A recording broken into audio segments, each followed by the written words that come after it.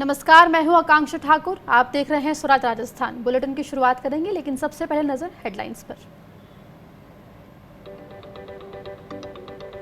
राजस्थान में 4 दिन से होटल में ठहरे कांग्रेस विधायक अभी राज्यसभा चुनाव तक वहीं रहेंगे। खेल और सिनेमा के जरिए बिता रहे हैं समय।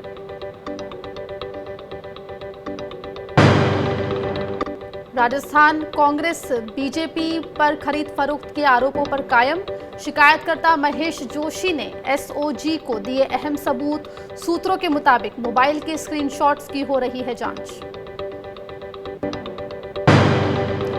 राजस्थान में आज कोरोना के 78 नए केस सामने, 65 लोग रिकवर हुए। सरकार का दावा, अब महज 22% ही एक्टिव केस बचे।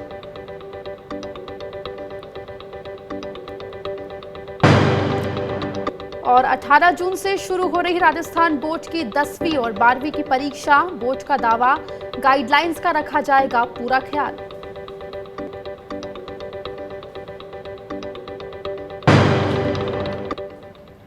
राजस्थान में राज्यसभा चुनाव को लेकर सियासत गर्म है, जहां कांग्रेस के विधायक पिछले 4 दिन से होटल JW मैरियट में ठहरे हुए हैं। वहीं राजस्थान कांग्रेस की ओर से एसओजी को कुछ ठोस सबूत दिलाए गए हैं। ये सबूत उन आरोपों से जुड़े हैं जिनमें कांग्रेस ने बीजेपी नेताओं पर खरीद फरोख्त के गंभीर आरोप लगाए हैं। सूत्रों के मुताबिक कांग्रेस के 2 विधायकों ने मोबाइल के कुछ स्क्रीनशॉट्स उपलब्ध कराए हैं।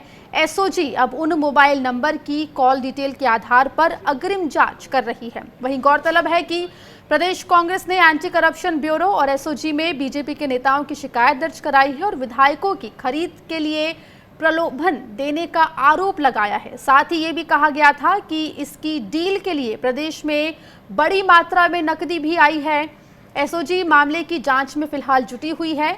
इस बीच मैरियट में ठहरे विधायकों के मनोरंजन के लिए खेल और सिनेमा का आयोजन किया जा रहा है। हमने अपना काम कर दिया कि हमने एसीबी में और एसओजी में हमने शिकायत भेज दी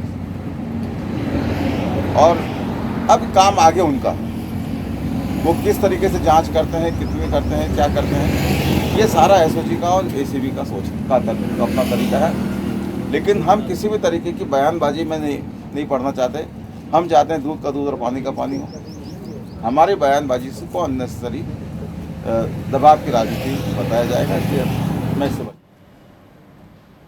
उधर राजस्थान में खरीद फरोख्त की सियासत को लेकर आरोप प्रत्यारोप का दौर भी चरम पर है। राजस्थान विधानसभा के उपनेता प्रतिपक्ष राजेंद्र राठौड़ ने राज्य सरकार पर निशाना साधते हुए कहा कि जो लोग बीजेपी पर विधायकों की खरीद फरोख्त का आरोप लगा रहे हैं, उन्हें ये देखना चाहिए कि उन्होंने खुद ने 2 बार बीएसपी के सभी विधायकों को अपनी पार्टी में मिला लिया था।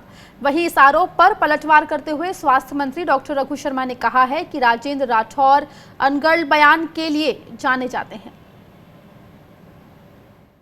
72 घंटे पश्चात भी अपने ही अंतर्विरोध से अर्धचेतन हुई सरकार राजस्थान के सबसे महंगे 7 सितारा होटल में कैद रही। मुख्यमंत्री जी लगातार प्रतिपक्ष पर हॉर्स ट्रेडिंग का आरोप लगा रहे हैं। मैं पूछना चाहता हूं, बीटीपी के जो सदस्य गए जिन्होंने कांग्रेस को धरातल में हराकर अपनी जीत दर्ज की थी, वो किस प्रकार आपके इस मुहिम में आपके साथ जुटे? और आजकल उनकी ट्रेनिंग में सतीश पूनिया जी भी हैं। ये फितरत उनकी हमेशा रही है, अनर्गल टीका टिप्पणी करना। मतलब ये अपराध बोध से ग्रसित है वो, और जो अपराध बोध से ग्रसित होता है वो इस तरह की बातें करता है। उधर राजस्थान के मुख्यमंत्री अशोक गहलोत ने दावा किया है कि सीपीएम के 2 विधायक कांग्रेस के पक्ष में मतदान करेंगे। उनका दावा चौंकाने वाला है, क्योंकि सीपीएम के विधायकों ने कभी राज्यसभा चुनाव में मतदान नहीं किया। पार्टी नेताओं का कहना है कि जब उनकी पार्टी का कोई प्रतिनिधि मैदान में है ही नहीं, तो वो किसके लिए मतदान करें। हालांकि वो ये भी कहते हैं कि फैसला 1-2 दिन में लिया जाएगा। वहीं दूसरी तरफ राष्ट्रीय लोकतांत्रिक पार्टी ने बीजेपी उम्मीदवारों को वोट देने की घोषणा की है। उसके नेताओं का कहना है कि उनकी पार्टी एनडीए की घटक है, इसलिए वो बीजेपी का समर्थन करेंगे। ऐसे में सवाल उठता है कि सीएम अशोक गहलोत ने ऐसा दावा आखिर किस आधार पर किया है।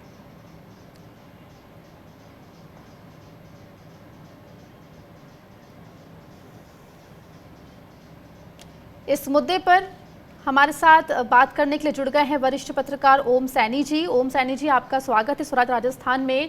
जो राजनीति फिलहाल राजस्थान में चल रही है, रिजॉर्ट पॉलिटिक्स जिसे हम कहते हैं, वैसा नज़ारा देखने को मिल रहा है। एक तरफ बीजेपी कह रही है कि वो कोई खरीद फरोख्त में शामिल नहीं है, वहीं दूसरी तरफ कांग्रेस सबूतों के साथ एसओजी के पास पहुंची है। आपके हिसाब से आखिर क्या चल रहा है राजस्थान में इस वक्त?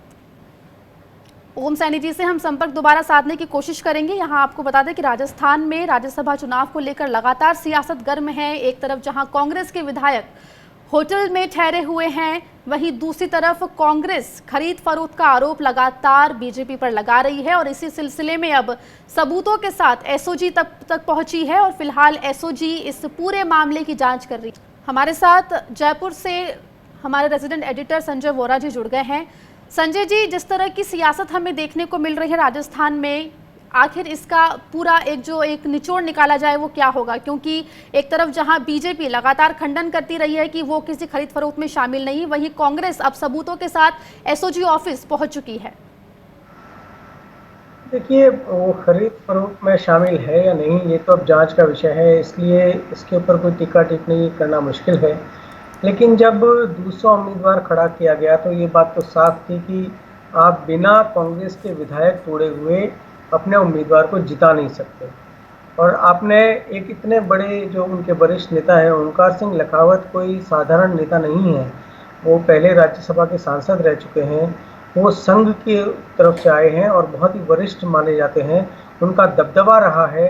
कई जो इस वक्त नेता हैं भारतीय जनता पार्टी के, जो प्रदेश अध्यक्ष पद पर भी रह चुके हैं, उनके वो मेंटर रहे हैं। और अध्यक्ष चाहे कोई भी रहा हो, ओंकार सिंह लखावत का काफ़ी दबदबा रहा है। तो ऐसे नेता को जब आप दूसरे उम्मीदवार के रूप में उतारते हैं तो जाहिर है कि आपने कुछ सोच समझ के उतारा होगा। उनको ये हार का सामना करने के लिए तो आपने इस तरह से नहीं उतारा होगा। और वो आप जब उनको जिताना चाहते हैं तो कितने भी आप कोशिश कर लें, सारे अगर आप निर्दलीय मिला लें, जो अन्य पार्टियां हैं, इवन मैं अगर नाम लूँ सीपीएम, मान लीजिए, एक बार मान लेते हैं हम सीपीएम भी उनके उम्मीदवार को वोट करेगी, तब भी बिना कांग्रेस के विधायक तोड़े हुए वो उनको नहीं जिता सकते थे। तो ये मंशा तो आपकी साफ थी। अब आप कांग्रेस के विधायक, आपसे कोई, ये मैं बार बार कहता हूँ, फ्री लंचेस तो है नहीं। वो राजनीति में आए हैं तो आप कितना ही कहें कि वो समाज सेवा के लिए आए हैं, लेकिन अपने राजनीतिक और आर्थिक लाभ को देखते हैं तो जाहिर है कि वो जब आपकी मदद करेंगे तो उसके बदले में कुछ ना कुछ प्रतिफल तो वो लेंगे ही। तो ये तो एक मसला है। और अगर कांग्रेस ने आरोप लगाए हैं, उनके पास स्क्रीनशॉट्स हैं, उनके पास फ़ोन कॉल्स हैं। बताया जा रहा है कि एक कोई होटल है जो जवाहरलाल नेहरू मार्ग के पास, उसके मालिक के वहाँ कुछ पैसे भी आए थे। तो अब ये आरोप हैं, अब इनकी जांच होगी और ये जांच में क्या आएगा, इसमें वक्त लगेगा।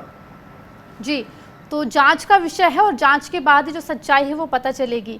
संजय जी, एक और चीज़ मैं आपसे जानना चाह रही थी कि जो गहलोत जिस तरह से कह रहे हैं कि सीपीएम के नेता उन्हें वोट करेंगे, जो विधायक है वो उन्हें वोट करेंगे, लेकिन उनका कहना है कि इस बारे में उन्होंने अभी सोचा नहीं है, सोच के उसके बाद ही वो इस किसे वोट देना है इस बारे में वो सोच के बताएंगे। तो एक जो ये बयानों की राजनीति चल रही है, आखिर वो किस ओर इशारा कर रही है?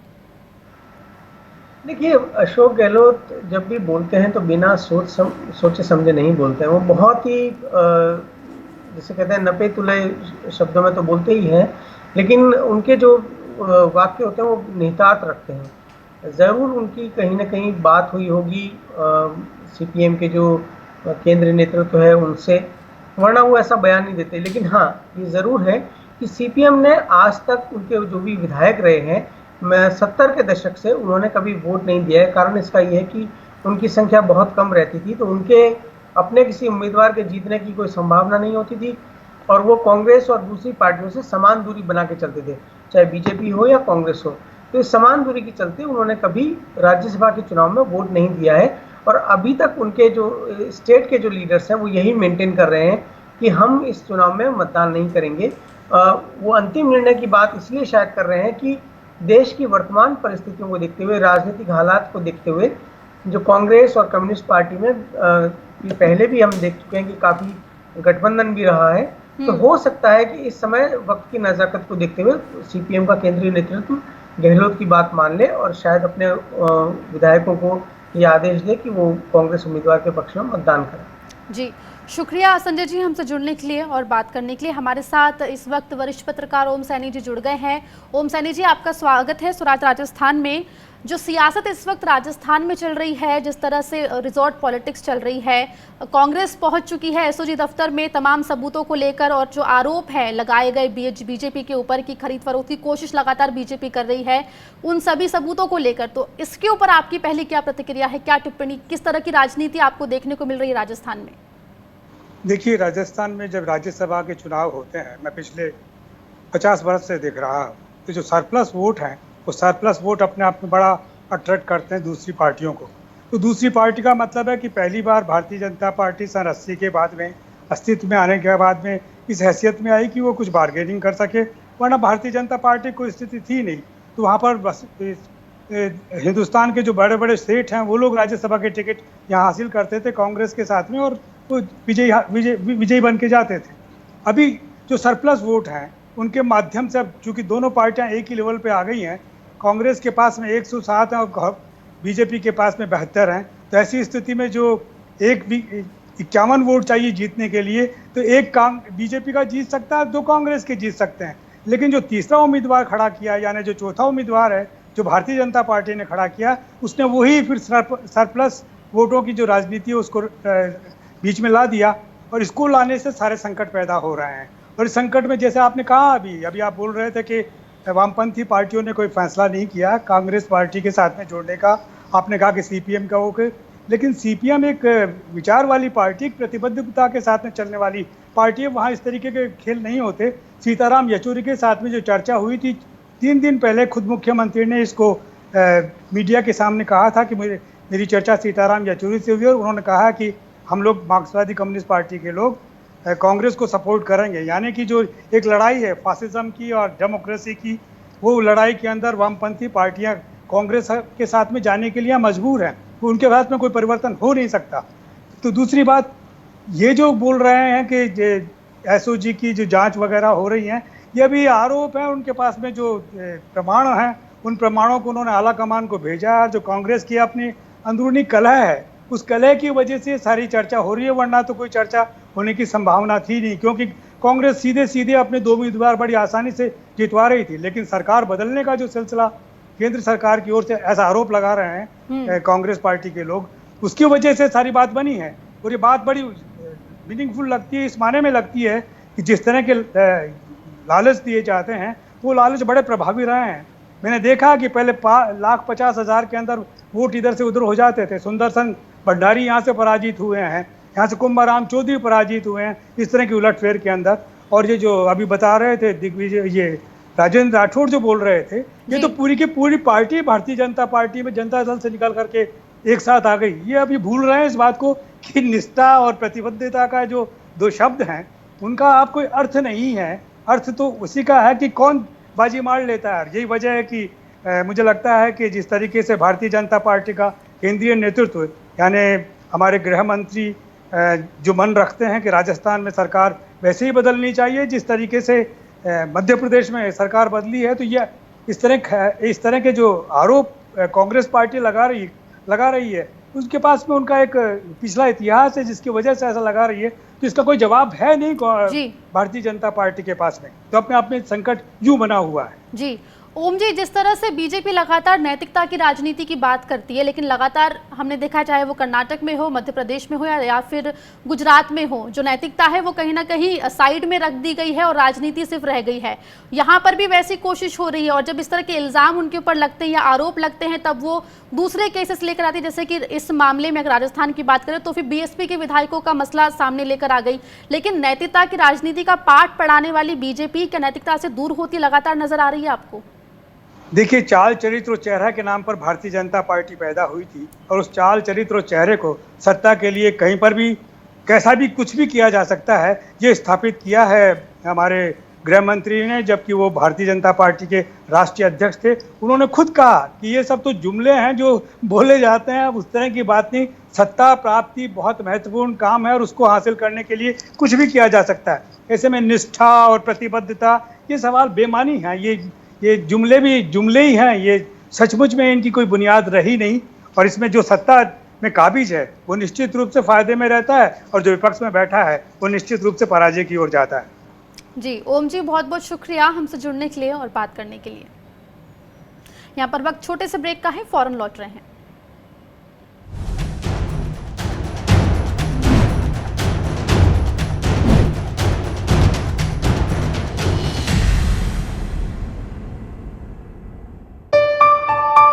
चलो इतिहास के कुछ पन्ने पलटते हैं,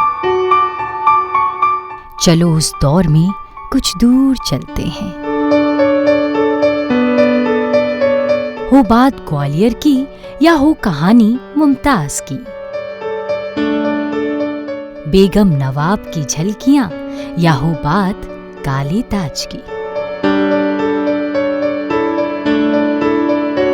हर तरफ पसरा यहाँ इतिहास है। यूं ही नहीं कहते सभी, मध्य प्रदेश तो कुछ खास है। वक्त के निशान।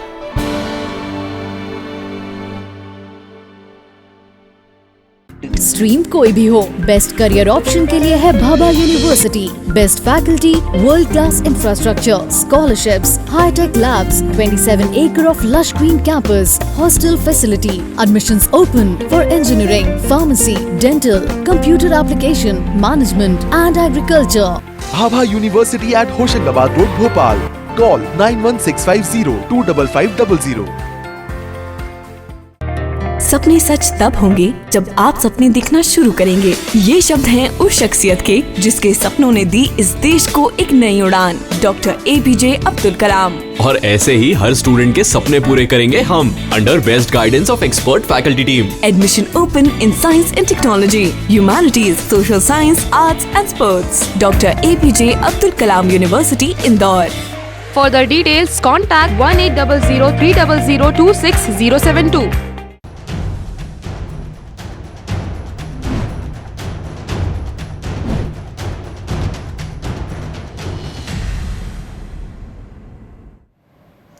राजस्थान में कोरोना के मामले थम नहीं रहे हैं। आज भी कोरोना के 78 नए मामले सामने आए हैं। इनमें जयपुर में सबसे ज्यादा 29 संक्रमित मिले हैं। वहीं झुंझुनू में 18, अलवर में 9, श्री गंगानगर में 5, सवाई माधोपुर में 5, तो वहीं अजमेर में 4 कोरोना पॉजिटिव केस दिखे।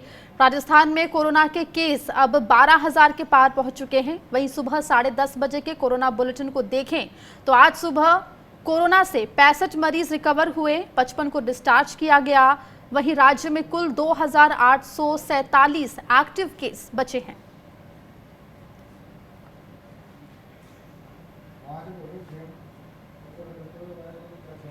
उधर राजस्थान के मुख्यमंत्री अशोक गहलोत ने पड़ोसी राज्यों को कोरोना की टेस्टिंग में मदद करने का प्रस्ताव दिया है। उन्होंने कहा कि महामारी के इस समय में लोगों का जीवन बचाना उनकी प्राथमिकता है। राजस्थान सरकार पड़ोसी राज्यों उत्तर प्रदेश, दिल्ली, मध्य प्रदेश, पंजाब, हरियाणा और गुजरात को 5,000 टेस्ट प्रतिदिन तक राज्य में करवाने की सुविधा उपलब्ध करवाएगा। मुख्यमंत्री ने बताया कि कोरोना की शुरुआत में हमारी टेस्ट क्षमता 0 थी, जो अब बढ़कर 15,000 प्रतिदिन से अधिक हो चुकी है। वहीं कोरोना को लेकर हुई समीक्षा बैठक में मुख्यमंत्री ने बताया कि लगातार मॉनिटरिंग और सभी घरों में लगातार स्क्रीनिंग के कारण कोरोना से हमारी रिकवरी रेट राष्ट्रीय औसत से बेहतर रही और राजस्थान में फिलहाल कोरोना संक्रमण की स्थिति नियंत्रण में है। हमारे संवाददाता रामस्वरूप लामरोड जुड़ गए हमारे साथ जयपुर से। रामस्वरूप, तो एक तरफ जहां कोरोना के केसेस राजस्थान में लगातार बढ़ रहे हैं, कंटेनमेंट जोन भी बढ़ता जा रहा है, जयपुर लगातार जो है हॉटस्पॉट बना हुआ है, वहीं दूसरी तरफ राजस्थान सरकार दूसरे राज्यों को भी टेस्ट की सुविधा उपलब्ध कराने की तैयारी में है। क्या यहाँ पर जो पूरी जितने भी आपको तैयारियां हैं वो कैसी नजर आ रही हैं? देखिए, राजस्थान में टेस्टिंग की स्पीड काफ़ी तेज़ है। पिछले दिनों की बात करें तो शुरुआत में जब टेस्टिंग बिल्कुल नहीं होती थी, बाद में जब शुरू हुई तो शुरुआती दिनों में जो है धीरे धीरे आंकड़ा करते हुए 5,000 तक पहुंचा, फिर 10,000 तक पहुंचा और पिछले हफ्ते तक हमने देखा कि स्वास्थ्य मंत्री डॉक्टर रघु शर्मा ने खुद ने कहा था कि हम 25,000 प्रतिदिन टेस्टिंग तक पहुँच गए हैं और अगले हफ्ते तक जो है 40,000 टेस्ट प्रतिदिन करेंगे, ये उनका लक्ष्य है।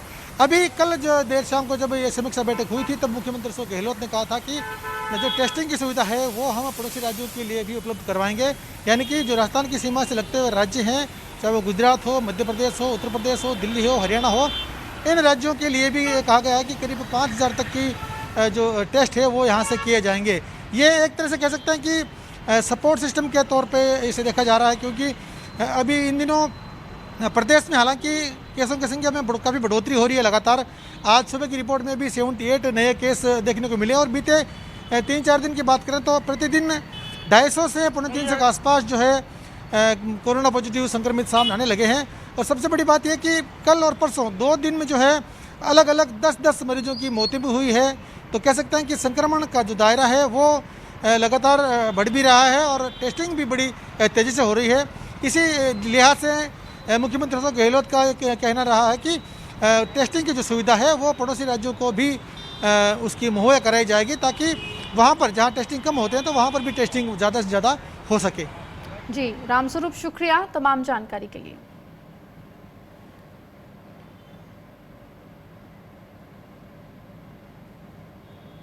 तो आपको बता दें कि राजस्थान में एक तरफ जहां लगातार कोरोना के मामले बढ़ रहे हैं, वहीं राजस्थान के मुख्यमंत्री अशोक गहलोत ने पड़ोसी राज्यों को कोरोना टेस्टिंग में मदद करने का प्रस्ताव भी दिया है। आपको बता दें कि उत्तर प्रदेश, दिल्ली, मध्य प्रदेश, पंजाब, हरियाणा और गुजरात को 5,000 टेस्ट प्रतिदिन तक राज्य में करवाने की सुविधा देने की यहां पर बात मुख्यमंत्री अशोक गहलोत ने की है। उधर राजस्थान बीजेपी ने अपने डिजिटल प्लेटफॉर्म के जरिए रविवार को राजस्थान जनसंवाद रैली का आयोजन किया। इस वर्चुअल रैली को दिल्ली से संबोधित करते हुए केंद्रीय मंत्री स्मृति ईरानी ने कहा कि केंद्र की मोदी सरकार ने कोरोना काल में देश को कुशल नेतृत्व दिया है। इसके साथ ही ईरानी ने मोदी सरकार की उपलब्धियां भी गिनवाई।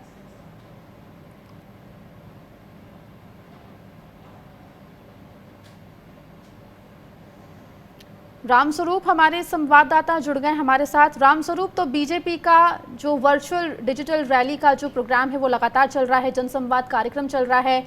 कल इसी सिलसिले में राजस्थान में भी ये रैलियां आयोजित हुई, स्मृति ईरानी ने यहाँ पे संबोधित किया। क्या कुछ यहाँ पर उन्होंने जो है वो कहा राजस्थान के, अगर हम मद्देनजर बात करें तो? देखिए, इस तरह की जो रैलियां इन दिनों हो रही है उसमें खास तौर पे जो है प्रधानमंत्री नरेंद्र मोदी की जो 6 साल की जो उपलब्धि हैं उन्हीं को गिनाने का काम किया जा रहा है।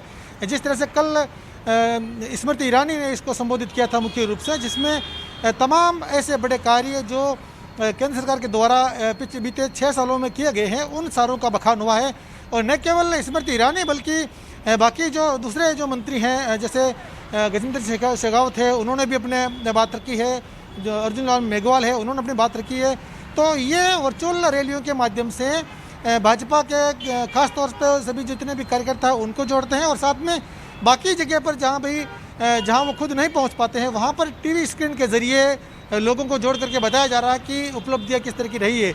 ये एक तौर से कह सकते हैं कि प्रधानमंत्री नरेंद्र मोदी और उनकी केंद्र की जो सरकार है उसकी एक तरह से गाथाएँ जो है वो लगातार गाई जा रही है। बाकी वास्तविकता में और क्या क्या चीज़ें, देश की क्या समस्याएं हैं, देश अभी किन हालातों में गुजर रहा है, उस पर कोई चर्चा नहीं होती है। ये सिर्फ केंद्र सरकार की जो उपलब्धियां रही है उस पर ही लगातार बखान किया जा रहा है। जी रामस्वरूप, तो जो रैली है क्या केवल सिर्फ जो बीजेपी के कार्यकर्ताएं हैं उन तक ही सीमित है या फिर ये गांव-गांव जाकर भी इस रैली को आगे बढ़ाया जा रहा है?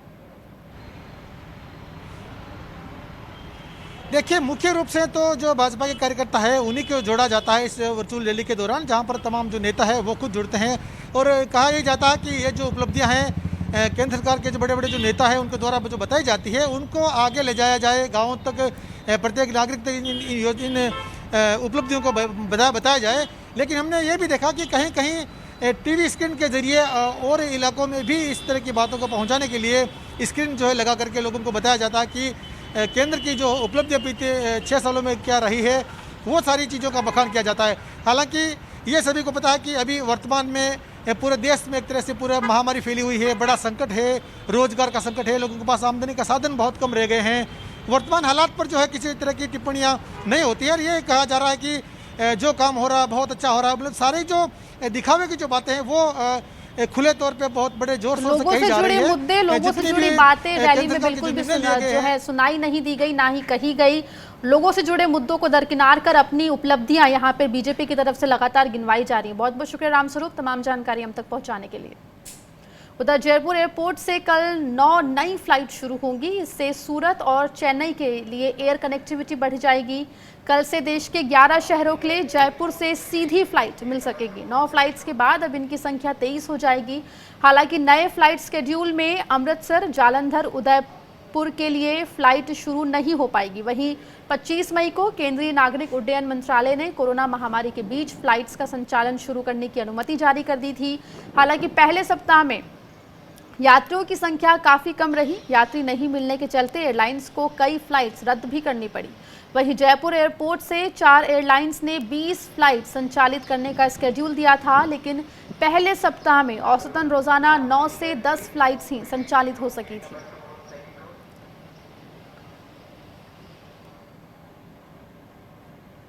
उधर राजस्थान में प्राइवेट बस ऑपरेटर्स ने बसों को ना चलाने का फैसला किया है। प्राइवेट बस ऑपरेटर्स की लंबे समय से मांग है कि राज्य सरकार उनके 6 महीने का टैक्स माफ करे। सरकार की ओर से टैक्स माफी के बारे में कोई फैसला ना लिए जाने के बाद प्राइवेट बस ऑपरेटर ने आज से बसों का संचालन बंद कर दिया है। राज्य के सभी बस ऑपरेटरों ने स्थानीय परिवहन कार्यालय पर बसों को खड़ा कर दिया। जयपुर में भी परिवहन भवन के बाहर दर्जनों बसों को खड़ा कर दिया गया और मुख्यालय के बाहर प्रदर्शन भी किया गया। ऑपरेटर्स मुझसे मिले यहाँ पर परिवहन भवन में और उन्होंने अपनी मांगे रखी है मेरे को। उनकी ये डिमांड है कि इनके बसेस का 6 महीने का एटलीस्ट टैक्स माफ़ किया जाए। कोरोना वायरस के कारण जो इनकी मांग है, इसको देखते हुए भी हमने राज्य सरकार को, फाइनेंस डिपार्टमेंट को 3 महीने टैक्स माफ़ी के लिए प्रपोज़ल भेज चुके हैं और अप्रैल, मई और जून ये 3 महीने हमने इनको टैक्स एग्जेम्प्ट करने के लिए हमने प्रपोज़ल भेजा और इनको इससे अवगत भी करवा दिया है। उधर राजस्थान में 18 जून से राजस्थान बोर्ड की परीक्षाएं होंगी। इसमें करीब 20 लाख छात्र छात्राएं शामिल होंगे। हालांकि इस बीच कहा जा रहा है कि कम्युनिटी स्प्रेड के दौर में सोशल डिस्टेंसिंग, सैनिटाइजेशन वगैरह किसी भी दूसरे नियम में चूक हुई तो बड़ा कोरोना विस्फोट हो सकता है। हालांकि राजस्थान माध्यमिक शिक्षा बोर्ड का दावा है कि सोशल डिस्टेंसिंग सहित अन्य हेल्थ प्रोटोकॉल का पूरा ध्यान रखा जाएगा। हर परीक्षा केंद्र पर औसतन 150 छात्र होंगे। सैनिटाइजेशन और हेल्थ प्रोटोकॉल का पालन कराया जाएगा।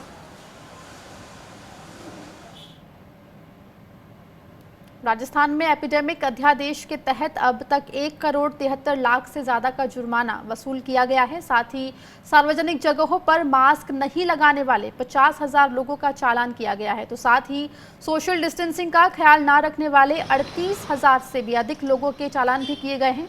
राजस्थान पुलिस का कहना है कि कालाबाजारी करने वालों पर भी पुलिस की पैनी नजर है।